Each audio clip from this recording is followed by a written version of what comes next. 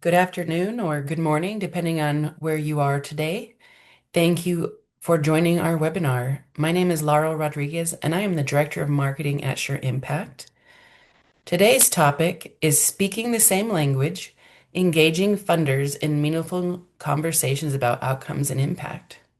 We are excited to have Trina Willard join us again. For those of you that were here for our last webinar, she is the founder of Knowledge Advisory Group. Trina helps nonprofits and government agencies improve their programs through data-driven decision making. She has over 20 years of experience in evaluation and measurement and specializes in making data accessible and actionable, guiding organizations to build capacity and measure outcomes effectively. Previously, Trina was vice president at Transformation Systems, Inc. and led the evaluation unit at the Virginia Department of Criminal Justice Services, where her team earned national recognition. Her background spans nonprofit, government, and business sectors, giving her a well-rounded perspective on data challenges. She holds a BS in psychology from Roanoke College and an MS in applied experimental psychology from Virginia Tech. She is also a certified consultant in nonprofit standards for excellence and nonprofit life cycles. Thank you again for being here, Trina. We will go ahead and turn the time over to you. Okay, great. Thank you so much, Laurel, and thank you to Sure Impact for hosting today's webinar. I appreciate everyone's attendance today and hope that you'll take away some nuggets from our discussion. I do have some content I'd like to go through with you, but also I'm certainly welcoming questions in the chat. Laura will be taking a look at those as we go along. If there's something we want to jump in on and discuss, we can do that, or there'll be time at the end for that as well. So, with that, I will get started. As a strategy and program evaluation consultant, I've had many conversations with nonprofits and government service providers over the years. And I've also engaged frequently with funders on behalf of our clients and in collaboration as partners with those funders. Um, Part of that work has been to help navigate the dialogue between nonprofits and other grantees as it relates to program effectiveness. That is, what results are we achieving? And on a larger scale, what is our impact? So, I'd like to spend some time today discussing some of the ideas and the strategies we need to keep in mind as we have those conversations with funders, as nonprofit executives, as board members, as program managers, and as development professionals, and help them engage in conversations about data generally, but also about program outcomes specifically. So, we're going to be covering three big topics today that you see here on this slide. What are funders really listening for? We're going to talk about some of those questions. How to initiate outcome focused conversations. So, we're going to talk about some background to that, like what do we know about outcomes? How do we talk about those? And perhaps some of the myths and truths around that piece of the puzzle.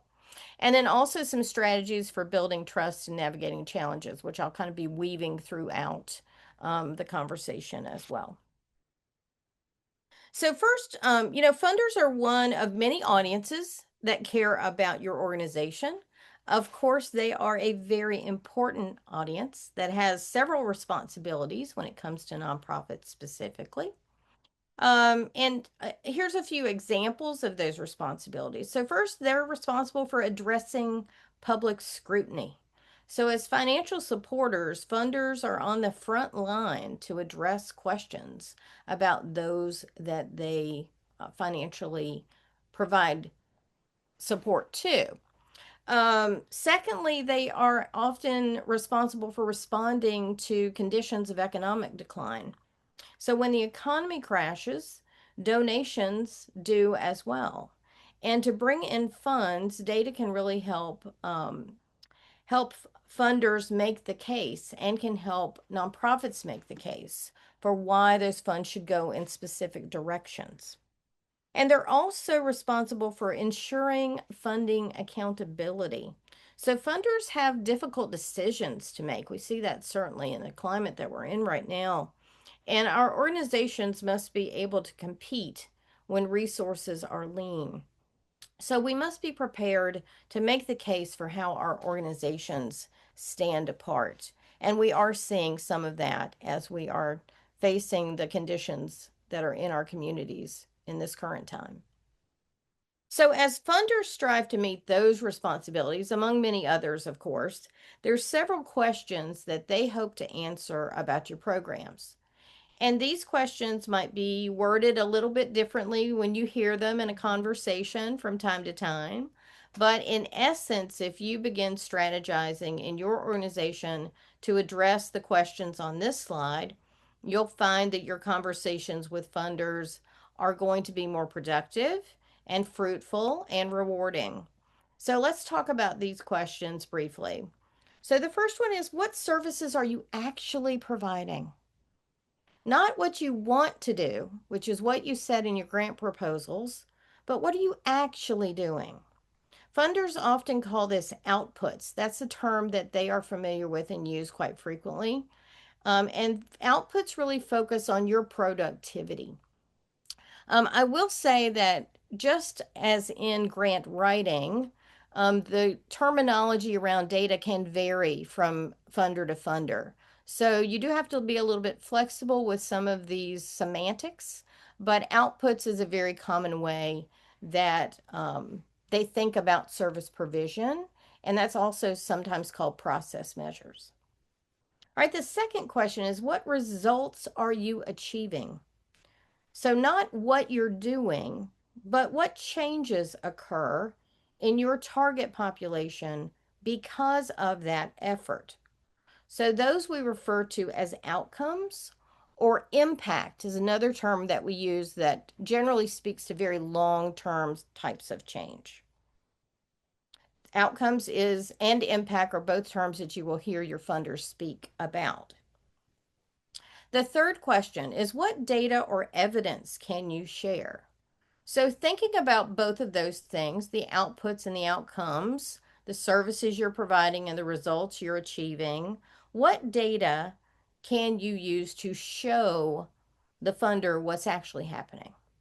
What kind of data are you collecting? That's another question they're going to be very interested in. So, those first three questions focus really on accountability for funds. Now let's turn to the questions that funders have that help them plan their actions moving forward and help them understand the obstacles that you might be facing as you are delivering services. And those are questions 4, 5, and 6. So, question 4 is, what program improvements are needed? This speaks to what you've been learning, how you're being proactive, how you're using your data, and planning for ways to improve your programs and services. Another question that funders are interested in is, what kind of support would be helpful to you?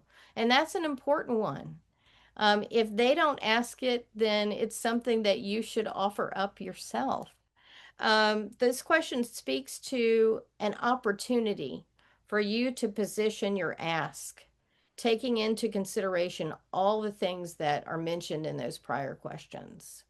So, how do you move forward and ask a funder for what you need to support program improvements, for example, or to be able to serve more people, or to have more impactful outcomes? And then finally, the last question is, how will you sustain the program? Funders can't traditionally plan to support your program forever, at least not substantially. How can you ensure to them that you realistically understand that? So they're often looking for evidence of other support plans that you have in place. Those are some of the big questions that are very relevant to data and evaluation that we see nonprofits have dialogues with funders about, or that funders are primarily interested in. So let's take a little bit of a deeper dive into that concept of outcomes. And I'll also introduce a related term that you hear a lot as well, which I've already mentioned, which is impact. So, outcomes, as I mentioned earlier, refer to the results or the changes in your target population as a result of your services. And impact is similar, but it is larger in scale, generally speaking, over time. And it refers to the tangible changes or results an organization generates as is outlined in its mission, its vision, and its strategic goals.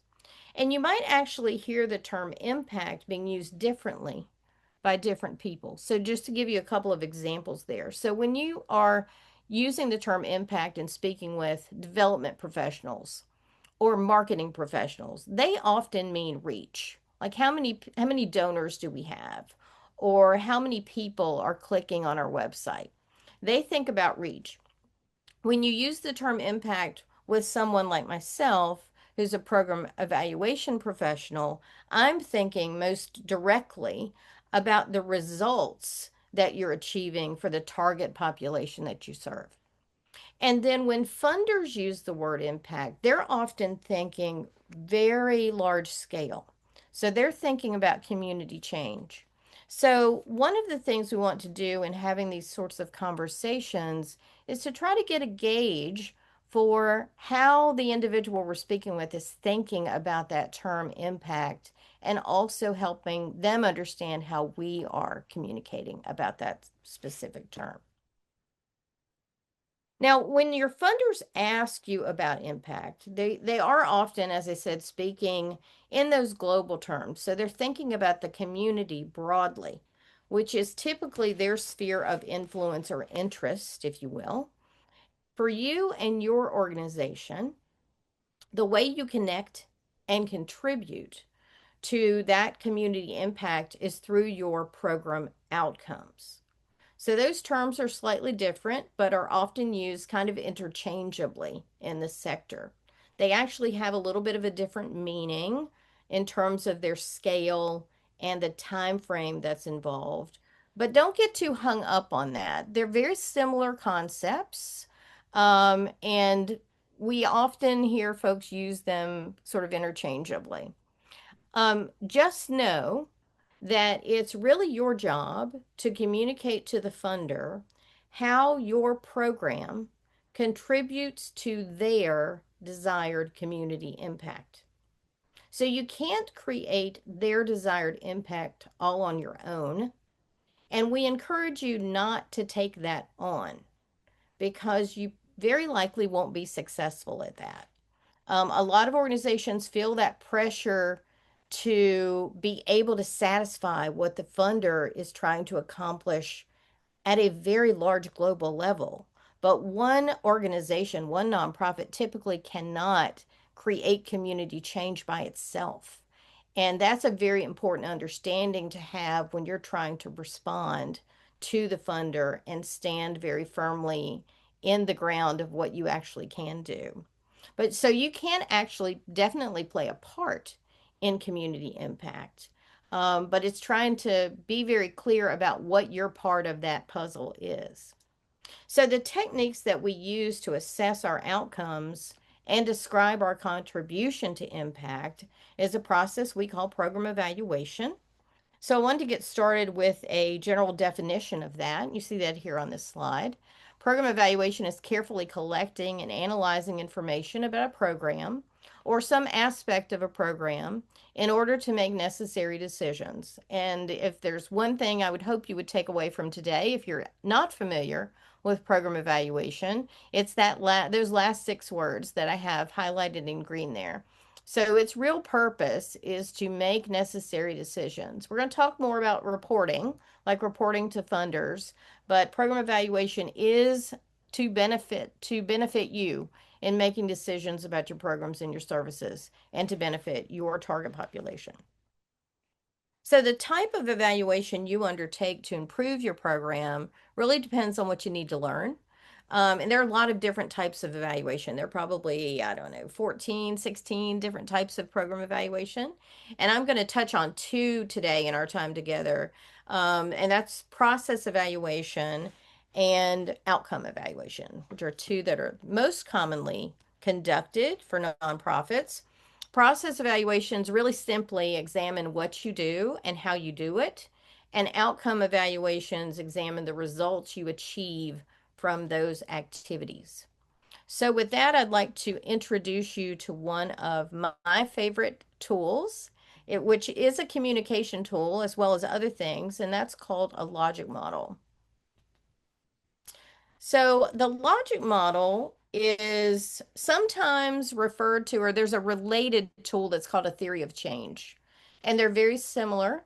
The theory of change is a little more commonly used in the academic sector, and it's a bit more narrative in nature. It's a little more busy, if you will. Has more words, a little more complex in some ways. But in essence, both of those tools are really designed to describe how the program works and help determine the key measurement and evaluation information for that program. So they succinctly articulate the problem you wish to address, your program activities or services, and the results that you want to achieve. And all of those components are linked logically together to create a program design and program evaluation framework. Now, logic models do help us maintain a focus on the mission as well as the results that are achievable and important, which is one of the reasons why we think these are really helpful tools to communicate with your funders. Some funders require logic models in their grant proposals, others do not. Regardless of that, we think that the tool serves as vital communication to funders about what you're doing and why you're doing it. We do highly recommend creating logic models for your programs because this shows that you've thought through what you're doing as well as the data you commit to reporting. So this is something that we actually do quite a bit of in the work that I do with our clients on a regular basis because everything always kind of comes back to why are we here? What are we doing? And what have we created? What kind of results have we created? So in addition, I think it's always a great idea to share logic models and grant proposals, even if it's not required. That's presuming you have the space to do so. But if you can put a logic model in attachments, that can be very, very beneficial in just showing your clear intention and the fact that you have been very purposeful in the way that you've designed your services. So let me dive into this just a little bit more because it is an important way of communicating. But I could do an entire all day training on logic models themselves. So I'm not going to delve too deeply, but I do want to just mention this a little bit more. So there's really three primary purposes for logic models. The first one is that's really useful for helping you develop and design your program or initiative initially. It guides your program design and ensures that you're still in alignment with your mission. So, program design from the ground up or refining your program design when things shift, as they are shifting for many of us now. That is one purpose for this tool. The second is that it serves as sort of double duty as a framework for program evaluation, which is the focus primarily of our conversation today. So it helps you identify the most critical data you should collect to report back to funders and stakeholders. So program design and program evaluation are very interconnected as your evaluation tests whether your design was implemented as you intended it to be and whether the desired results were actually achieved. And then the third purpose for this logic model is to provide a focal point for communications with potential collaborators and with funders. It helps everyone work together to identify the components and to think about what those expected outcomes should be. So I do have an example of a real life logic model here on this slide. It will be in the slide deck, obviously, that you're going to receive. So you'll have an actual example.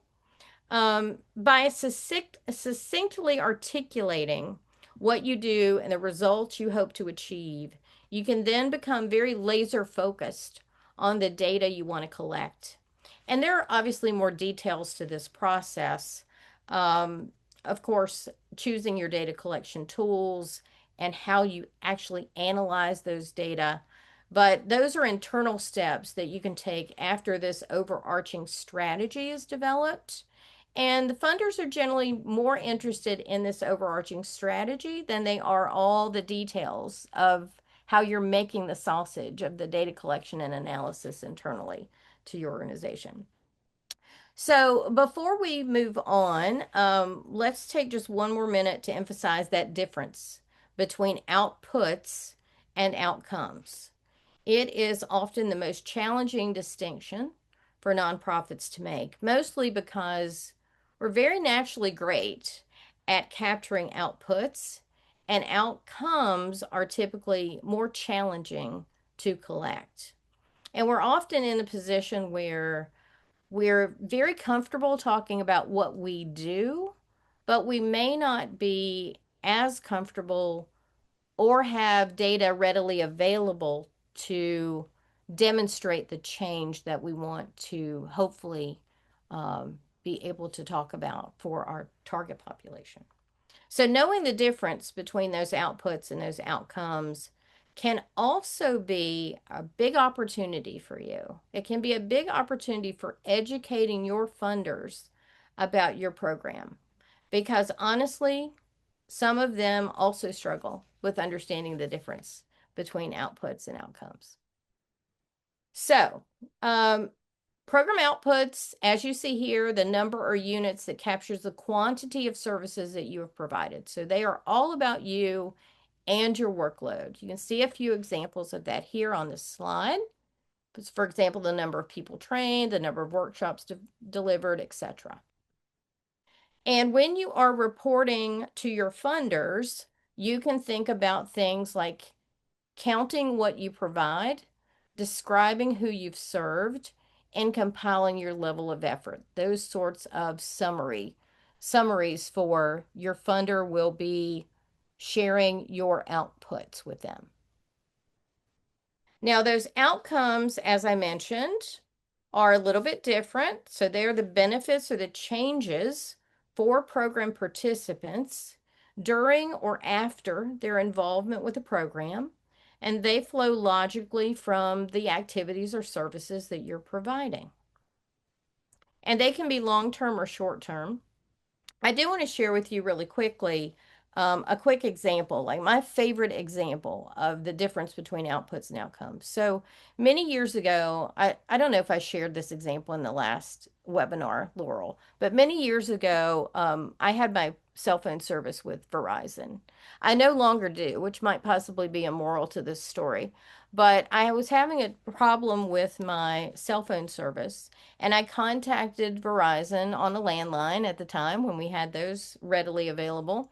And I spoke to five very lovely people about the problem that I was having with my cell phone. And each of them attempted to assist me, and they kind of escalated me up to the next person, and we tried to problem solve on what was happening with my phone. But over the course of the next 3 hours, we had a great conversation. But by the end of that 3 hour period, my circumstances had not changed.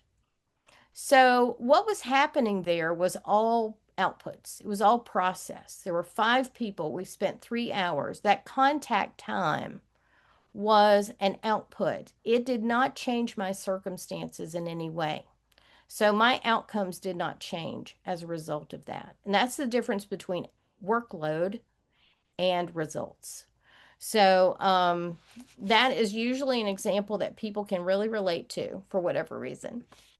All right. Now, in describing your outcomes to funders, you want to report about what is being changed for your target population. And there's really six big buckets that we think about of outcomes. So you can see those here on this slide, which are changes in access, changes in awareness, changes in knowledge, changes in attitudes, changes in skills, and changes in behaviors.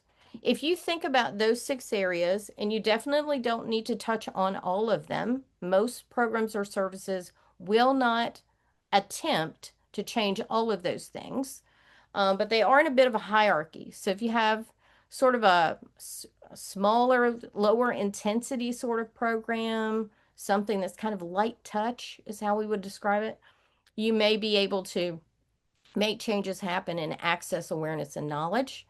And if you have a more intensive program, you may be able to see changes in attitude, skills, or behaviors. So, some examples might be things like changes in knowledge of stroke warning signs for seniors, or changes in attitudes about using illicit substances, or changes in school attendance. Those are all types of outcomes. And I do have just an example here of the difference between sort of a short term and a long term outcome as you're thinking about how you speak on these topics to your funders. So, the short term outcome you see here is youth participating in a dropout prevention program improves school attendance. And the long term outcome is that youth participating in a dropout prevention program stay in school and graduate. So you can see the difference there is in that follow-up tracking period, which may very reasonably not be something you can do within a grant cycle.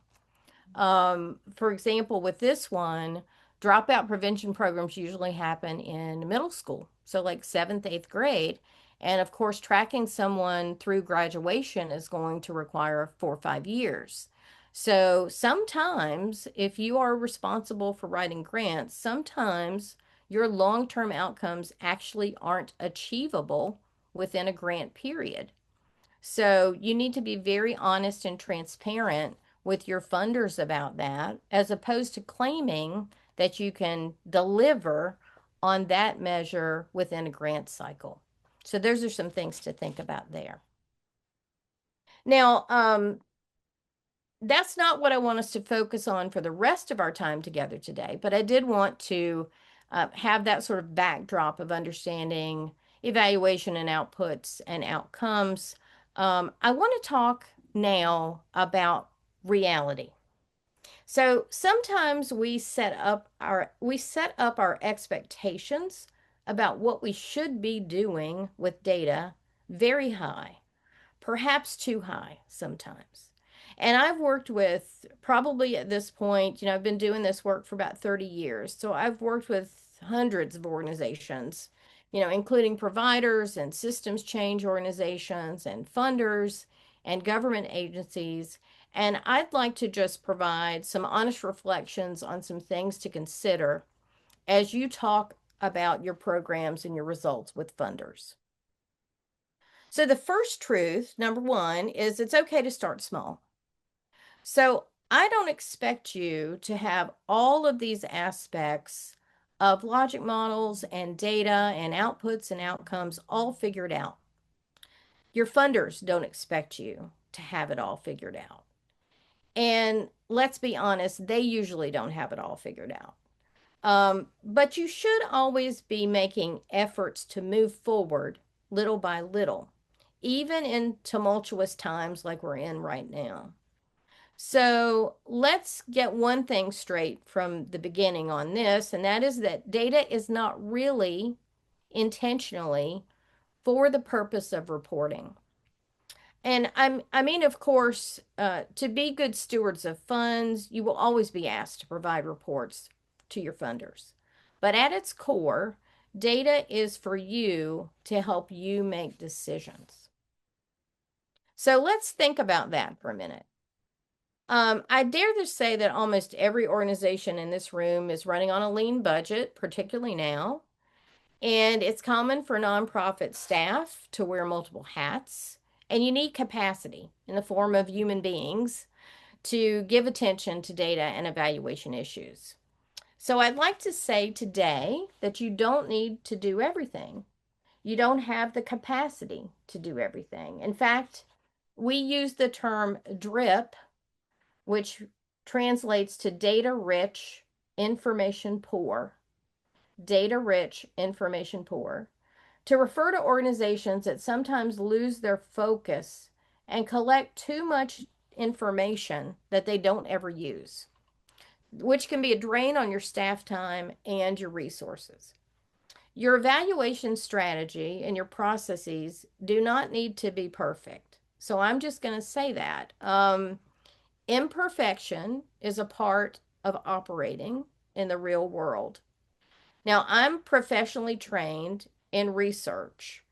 And the emphasis of research is doing things in a controlled, methodical way. And my nature really craves that. That's why I went into research in the first place. But working in the nonprofit and the government sectors has really helped me see that we need to do our best, certainly, and we have to be flexible and adaptable. So I've adopted a mindset of progress, not perfection. And for those reasons, I encourage you to take small steps. So if your program is new and you can't really measure outcomes yet, be honest about that. Own it. Um, if you're in the process evaluation phase where you're just able to talk about what you're providing and you're working through that, perhaps your program design model is evolving a bit, that's okay. Just be transparent about it. And if you need some help figuring it out, ask for some help. By collecting a lot of data that doesn't really hold meaning for you, it's unlikely to help you accomplish your goals. And your funders want honesty rather than rose-colored glasses. I mean, I've had a lot of interactions, conversations, and relationships with funders over the past 3 decades. And that really is what they're looking for. Give them that. It actually helps them see how they can best support you. All right, truth number 2. Funders are not program experts. Yes, I did say that out loud. Funders are not program experts. You are the program experts. You hold the knowledge of what we can reasonably expect your programs to achieve. And it's my hope that you'll resist the urge that crops up in most nonprofits to oversell it. Dollars are competitive. I completely get that. But knowing the authentic value of your program and demonstrating it will always be more compelling than an overly ambitious story that you can't demonstrate. So, right now, I'd like to actually ask you to jot down, if you have a pen and paper or a window on your computer, 2 questions for you to just kind of take forward and think about after this session. The first one is, what's the most important question you've asked yourself about your program this year? What's the most important question you've asked yourself about your program this year? And the second question is, what action have you taken to try to answer that question? What action have you taken to try to answer that question?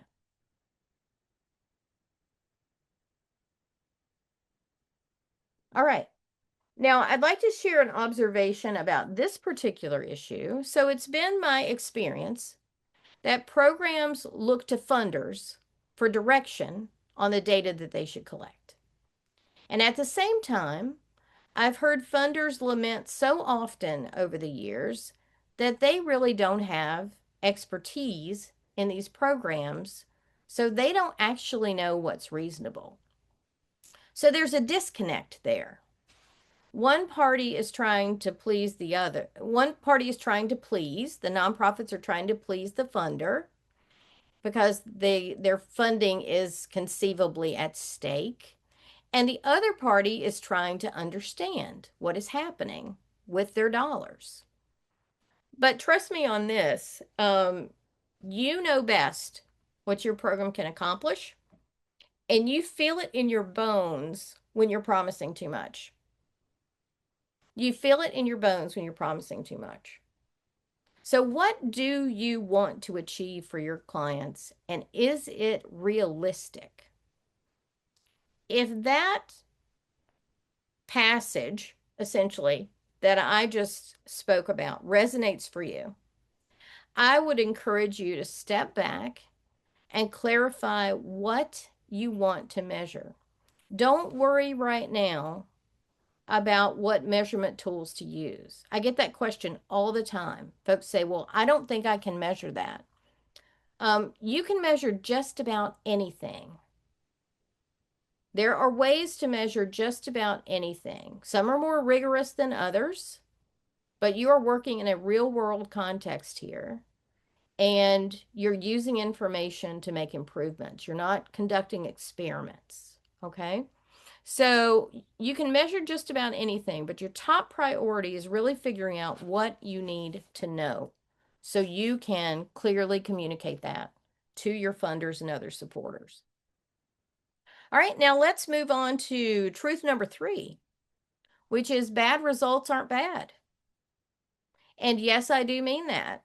That is not a typo. Why do you think I would say such a crazy thing?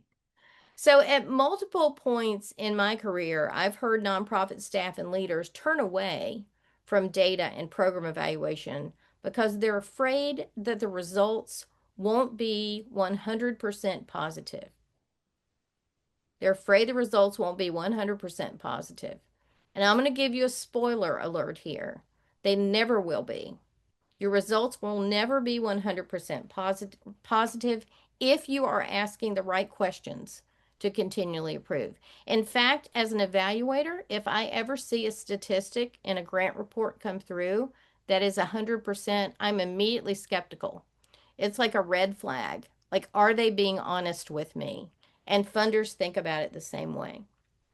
So, data that is meaningful to continuous improvement provides an opportunity to improve and to respond. So, staying in the dark about how you're doing is a very significant risk. Now, why is that important? So, if overly positive results are the only part of the story that you're telling, it does not come across as being very honest or aware. And in addition, funders want to help organizations succeed. And to do that, they need to know how and where they can help. Okay. All right. So I'd like to share a quote from a technology conference a few years back that kind of puts this truth into focus. So, a major challenge to collecting and using data is fear of failure, fear of being punished for bad results. Leaders must take action to create a culture of learning and improvement to open the road for data. So, another question I'll ask you at this point is what is your organization doing now to create this culture of learning and improvement? That's another question that funders are very interested in. They want to know how you are focusing on thinking about improvement. They're not, again, they're not expecting you to have this all figured out. They're not expecting things to be perfect. But sometimes we feel compelled to create stories that appear that way. All right, truth number 4, software isn't magic. So I've already mentioned that you need people, and we need to clarify what we want to measure and integrating that into our organization to move forward on a data-driven culture. Once you have those systems those in place, systems such as software can make our lives easier, certainly. Software cannot cure all ills, however, and it's not a silver bullet. If we don't have people or capacity in place and we aren't clear on the questions we want to answer, it won't get you anywhere to take everything you've already have and put it in an electronic record. So the idea that we often see is we'll just run a report and we'll get everything we need. But the reality is there's really no replacement for a well thought out process. So what does the software vendor do in these instances? They implement to meet your goals, and for them, their goals are being on time and being on budget. But software vendors aren't typically data strategists. That responsibility, for the most part, lies within your organizations. So vendors will do exactly what you tell them to do to build a system, but sometimes you're in situations where you do that and the system still can't answer the questions that are kind of nagging at you. So, Sure Impact is a system that's built upon the premise of having a good logic model to drive your work and to drive your data collection. Most of the evaluation, case management, types of systems out there don't do this. And we have had a lot of experience over the years with how frustrating that can be for organizations. And that's why I'm actually very passionate about Sure Impact as a tool for nonprofits, because but you actually need to do the groundwork so that system or others like it could work for you. All right. And then one more. Let's talk about truth number 5. Dialogue is critical. Dialogue is critical. I mentioned earlier that the funder grantee, the funder grantee sometimes falls short on relationship building. Can feel a little transactional at times. So let's talk about that for a moment. So we often see the grant making and donation process as a structured and simplistic process, right? So we offer funds, write a proposal, we get the money, deliver the services, and we write a report.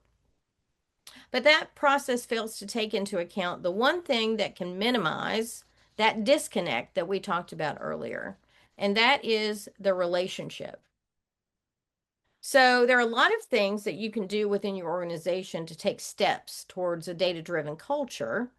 And one of the most important pieces of this is getting clear and comfortable with the data you want to collect and plan to use. So you can answer questions to during this process with engaging with funders.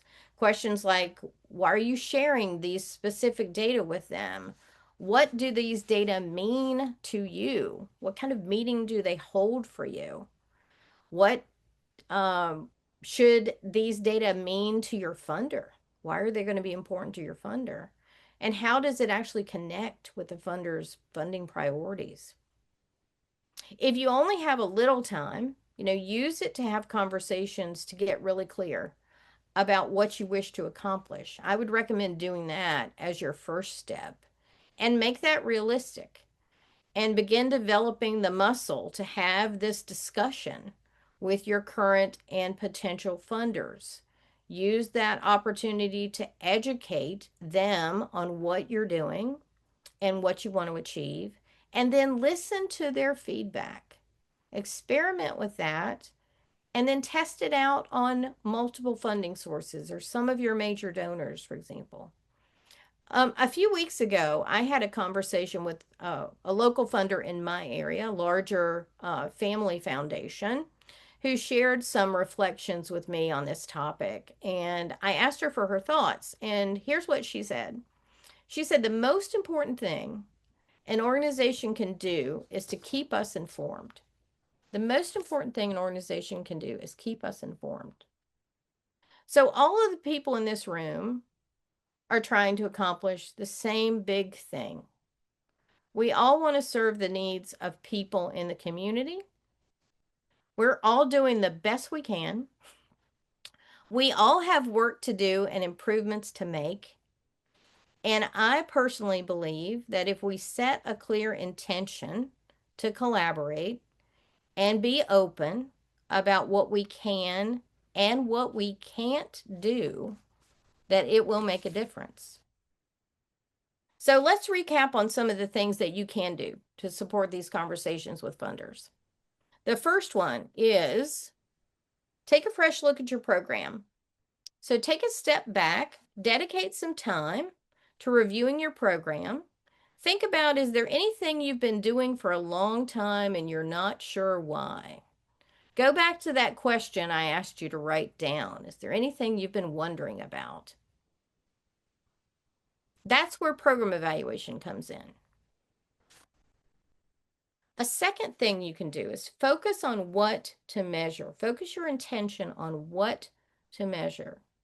What can you confidently say that your program changes for the persons who participate? After you're clear on that, you can figure out how to measure it. But don't worry about how to measure it first. Think about what you can confidently change. The third step you can possibly address here is the mindset piece. So during this process, take small steps here that feel supportive of your team and of yourself. Talk about that connection between data and providing the best services to your participants. Everyone who works in direct service in nonprofits is not there because it's lucrative. They're not there because they want to collect data. They're there to serve individuals in the community in need.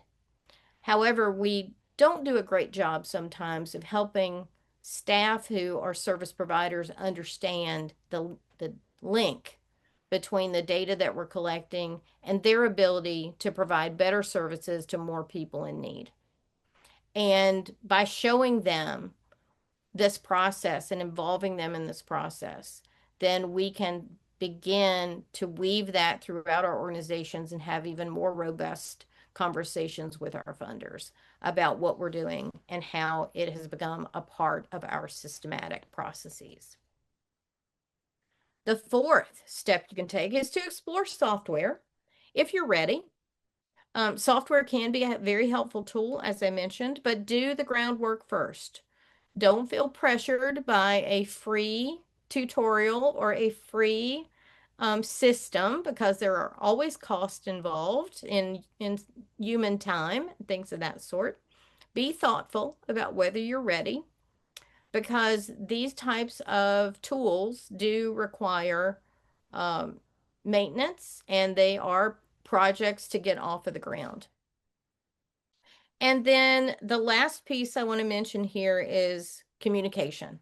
So, talking with your funders, make a plan to actually touch base with your funders and your potential funders, as well as your donors or your major donors specifically, but also all of your donors if you're able to do that. So, I'm going to hit on a few more quick points about communication before we open the floor up for questions. So in using data, we can do a number of different things. First of all, we can answer burning questions that you receive from your funders, and you can or you can show them the plan for getting there. Let's say you don't have the answers yet. Showing your intention and your plan to collect information is a commitment that you're making to your funder that you're going to be a good steward of their money. Be transparent about where you are in that process and what you need help with moving forward on that. Another thing, another way we can use data in these conversations with funders is demonstrating those results for the client or the target population. It allows us to create messages and to create grant proposals that are powerful and impactful. Data can help us focus on effective practices to ensure good stewardship. So you're discovering through data collection what is actually working. Don't dodge this question for fear of uncovering things that might benefit from some tweaks because your funders can help you potentially financially support making those changes. And then finally, make intentional improvements based on what we know rather than guessing. Doing this helps show our funders how you're actually using the data, not just collecting it, but how you're actually using it. Now, we're also big believers that the formal reporting structure, particularly for grants, is not always the optimal structure for keeping funders informed.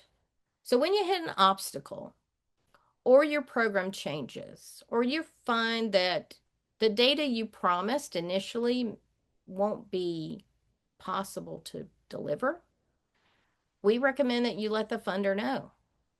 Hoarding all of the potentially challenging information for the final report can feel like a blindside to someone who's supporting you financially.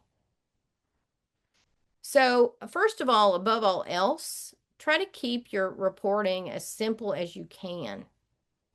Funders need to understand what happened, but they don't need laborious details. Quantity of information is not the goal. And quite frankly, you probably have more important things to attend to on a good day and right now. So don't overdo it. And I've included some questions here on this slide that I'd recommend addressing when you have conversations with your funders or you are creating reports. So questions like, what program adjustments did we make and why? Why did those happen? What data was actually available and how did it differ from our original plan?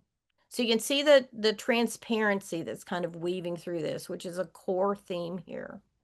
What are the limitations of the data that you have? Sometimes you're working with partner agencies that are responsible or have made commitments to you to provide data that is not that you don't have your hands on directly.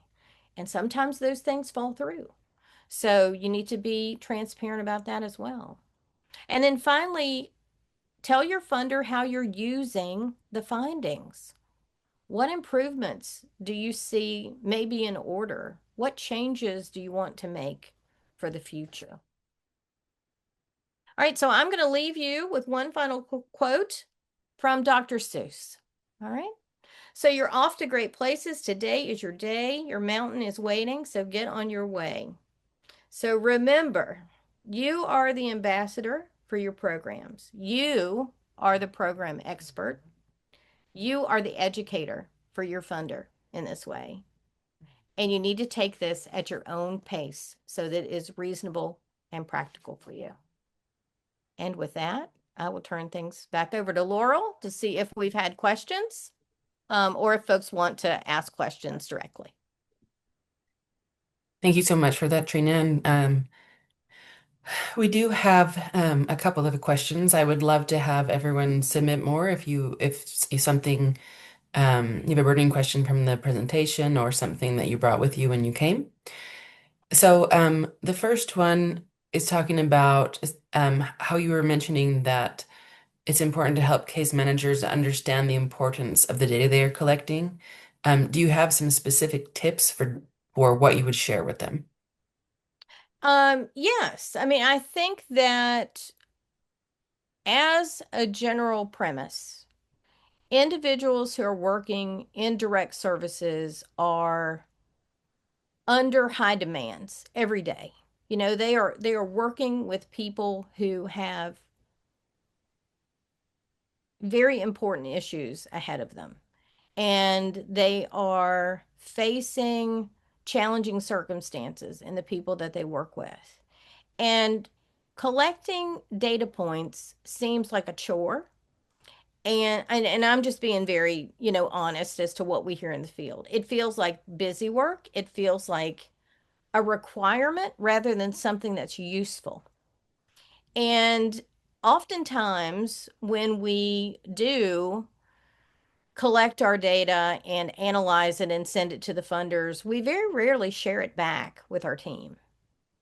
And we don't talk about how the data can actually influence or impact our decisions moving forward in a positive way. One of the things that we've recommended for some of our clients is that you actually incorporate just a segment at every staff meeting where you're going to highlight one piece of data and you talk about what it means to everyone and how it reflects how they reflect on it in thinking about their work, and if there are changes or decisions that they want to make based on that, or if it actually begets another question, like there's something else, this is really interesting, I wonder why they think that, and trying to figure out what the context is so that you can collect something additional that helps you make a decision.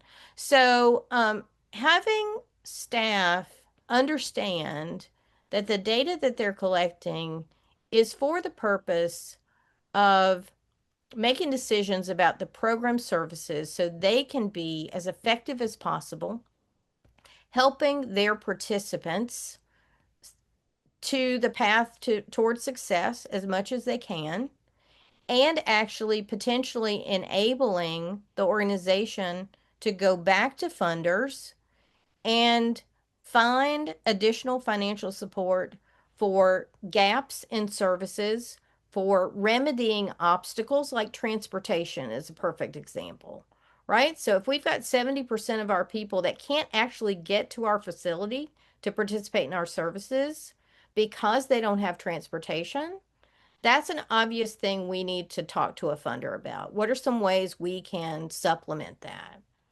And to potentially also identify additional people in the community that need our services or support that we've not been able to reach yet. So those are all things that I think direct service staff can really relate to if you engage them in a conversation about the data. If they are collecting information that is not meaningful to them, and they can't see how it connects, then that might be a sign that you may be one of those drip organizations where you're collecting things that are not really telling the story. So engaging them in the process of, for example, creating a logic model can be very powerful. We always do that with our clients. Engaging the program managers or the delivery staff so we hear more about what they really see in terms of the changes that your services create so that we can actually measure those, and that becomes very rewarding for your team so that they can actually communicate about the change that they're making happen. I like that. Giving them tools to be able to communicate the success of what they're doing. Yeah. Yeah. That's great. So next question. We already have some good data collection, and we're thinking of hiring a data scientist to help with storytelling. Is a data strategist a better choice, or are such personnel even worth having on staff or contract? Okay. Certainly depends on the size of your organization. Having someone who can weave strategy into implementation of that data strategy, which I think is probably what you're referring to with a data scientist. Both responsibilities are critically important. So you may have a lot of data right now. It sounds like you do, and that's great and commendable. One thing I would suggest initially is that you have a strategist review that. So making sure that all the effort that you're putting into that data collection is fruitful effort, that those are actually yielding results that you want to be able to demonstrate. You may already know that, but it's often a very important exercise because organizations may, they may shift their models a little bit. They may bring on new programs, and depending on the size of your organization. Both of those roles are very important. You need to have someone who can step back and look at what you're doing and why you're doing it and communicate it. And you need to be able to have someone who can actually take the data and analyze it, whether that's directly or whether that's through a software system like Sure Impact. Both of those things need to happen. Sometimes you can use the same person to do both things, but sometimes you can't. And if you are an organization that needs that kind of support and you need both things, if you're going to hire someone, you probably want to think about your recruitment process as to including both skill sets, or you can use external sources for either part, actually, either or both parts. So you can use like consultants like myself or others who do the strategy piece and then guide organizations on the implementation or set up policies and procedures for the implementation and the actual data collection processes and the data analysis plan. So you really need both. Data scientists as a profession are great at analyzing data. And some of them are very good at the strategy piece as well. But I would suggest that if you go down that path and you're hiring someone internally, for example, that you inquire and gather information about their skill sets on both of those fronts. So being able to step back and create a strategy that the organization can work with that is, that's got to be someone who understands data, that understands services, and that can facilitate difficult conversations, quite frankly. And then also someone who can actually take that plan, that strategy, and execute on it. Sometimes those are different people. Sometimes they're different skill sets, but they can live within the same folks from time to time as well. Perfect. Thank you for that. We are out of time today, so I want to thank Trina again for sharing your expertise with us and to everyone for attending. If you have any follow-up questions for Trina, her contact info is on the slide. As I mentioned, I will be sending out the recording and slide in the next few days. Thank you again, and we hope to see you at future webinars. Thanks everyone so much. I appreciate you being here today. And if you do have any follow-up questions for me, please do not hesitate to reach out.